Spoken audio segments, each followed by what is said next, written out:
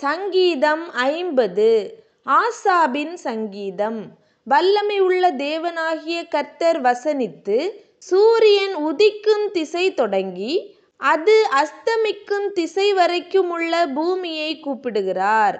பூரண வடிவுள்ள சீயோனிலிருந்து தேவன் பிரகாசிக்கிறார். நம்முடைய தேவன் வருவார், மௌனமாயிரார். அவருக்கு முன் அக்கினி பட்சிக்கும், அவரை சுற்றிலும் மகா புசல் கொந்தளிப்பாயிருக்கும். அவர் தம்முடைய ஜனத்தை நியாயந்தீர்க்க உயர இருக்கும் வானங்களையும் பூமியையும் கூப்பிடுவார். பலியினாலே என்னோடே உடன்படிக்கை பண்ணின என்னுடைய பரிசுத்தவான்களை என்னிடத்தில் கூட்டுங்கள் என்பார். வானங்கள் அவருடைய நீதியை அறிவிக்கும். தேவனே நியாயாதிபதி. என் ஜனமே கேள், நான் பேசுவேன். இஸ்ரவேலே, உனக்கு விரோதமாய் சாட்சியிடுவேன். நானே தேவன், உன் தேவனாயிருக்கிறேன். உன் பலிகளின் நிமித்தம் உன்னை கடிந்து கொள்ளேன். உன் தகன பலிகள் எப்போதும் எனக்கு முன்பாக இருக்கிறது. உன் வீட்டிலிருந்து காளைகளையும் உன் தொழுவங்களிலிருந்து ஆட்டுக்கடாக்களையும் நான் வாங்கிக் கொள்வதில்லை. சகல காட்டு ஜீவன்களும் பர்வதங்களில் ஆயிரமாய் திரிகிற மிருகங்களும் என்னுடையவைகள். மலைகளில் உள்ள பறவைகளையெல்லாம் அறிவேன். வெளியில் நடமாடுகிறவைகளெல்லாம் என்னுடையவைகள்.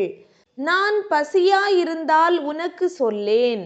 பூமியும் அதன் நிறைவும் என்னுடையவைகளே. நான் எருதுகளின் மாம்சம் புசித்து ஆட்டுக்கடாக்களின் இரத்தம் குடிப்பேனோ? நீ தேவனுக்கு ஸ்தோத்திர பலியிட்டு உன்னதமானவருக்கு உன் பொருத்தனைகளை செலுத்தி ஆபத்து காலத்தில் என்னை நோக்கி கூப்பிடு, நான் உன்னை விடுவிப்பேன். நீ என்னை மகிமைப்படுத்துவாய். தேவன் துன்மார்க்கனை நோக்கி, நீ என் பிரமாணங்களை எடுத்துரைக்கவும் என் உடன்படிக்கையை உன் வாயினால் சொல்லவும் உனக்கு என்ன நியாயமுண்டு? சிட்சையை நீ பகைத்து என் வார்த்தைகளை உனக்கு பின்னாக எறிந்து போடுகிறாய்.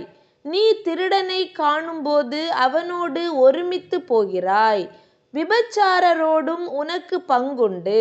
உன் வாயை பொல்லாப்புக்கு திறக்கிறாய். உன் நாவு சற்பனையை பிணைக்கிறது. நீ உட்கார்ந்து உன் சகோதரனுக்கு விரோதமாய் பேசி உன் தாயின் மகனுக்கு அவதூறு உண்டாக்குகிறாய். இவைகளை நீ செய்யும்போது நான் மௌனமாயிருந்தேன். உன்னைப் போல் நானும் இருப்பேன் என்று நினைவு கொண்டாய். ஆனாலும் நான் உன்னை கடிந்து கொண்டு அவைகளை உன் கண்களுக்கு முன்பாக ஒவ்வொன்றாக நிறுத்துவேன். தேவனை மறக்கிறவர்களே, இதை சிந்தித்துக் கொள்ளுங்கள். இல்லாவிட்டால் நான் உங்களை பீறி போடுவேன். ஒருவரும் உங்களை விடுவிப்பதில்லை. ஸ்தோத்திர பலியிடுகிறவன் என்னை மகிமைப்படுத்துகிறான். தன் வழியை செவ்வைப்படுத்துகிறவனுக்கு தேவனுடைய இரட்சிப்பை வெளிப்படுத்துவேன் என்று சொல்லுகிறார்.